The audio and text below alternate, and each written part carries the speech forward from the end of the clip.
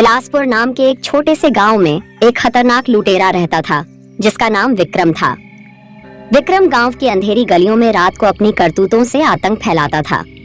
विक्रम तंत्र शक्तियां जानता था, इसीलिए तंत्र शक्ति से गांव वालों को दहशत में डाल रखा था।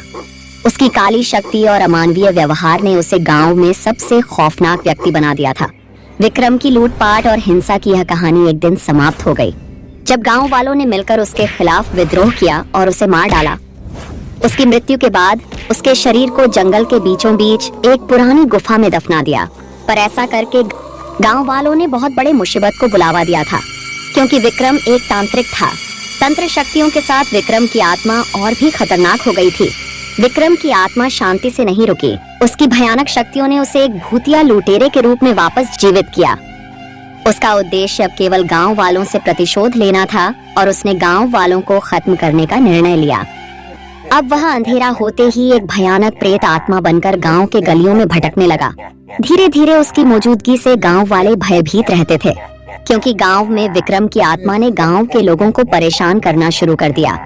उसकी दर्दनाक चीखें सुनकर गांव वालों के शरीर ठंडे पड़ जाती थीं। लोग उसकी भयानक रूप को देखकर बेचैन हो गए और किसी भी कीमत पर उससे छुटकारा पाना चाहते थे। सभी गांव वालों ने मिलकर विक्रम के दफन मृत्यु शरीर को निकालकर अंतिम संस्कार करने का फैसला किया।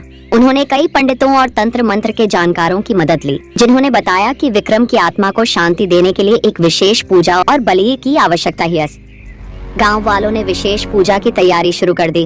पूजा की प्रक्रिया शुरू हुई। जोरों शोरों से मंत्र जाप किया जाने लगा और भूतिया लुटेरे के खिलाफ प्रतिरोध की शुरुआत हुई। पूजा के दौरान विक्रम की आत्मा को अपने सारे बुरे कर्म दिखाई देने लगी, जिसे देख विक्रम को अपने कर्मों पर पछतावा होने लगा। उसकी कुटिल हिंसा और दुष्टता ही उसके मौत का कारण बना है। विक्रम को अपने किए पर पछतावा होने लगा और उसने गांव वालों से माफी मांगी।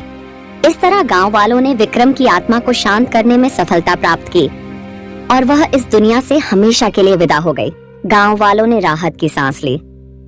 हाँ तो दोस्तों, कैसी लगी कहानी? हमारी कहानी अच्छी लगी हो तो कृपया मेरे चैनल को लाइक और सब्सक्राइब करें। धन्यवाद।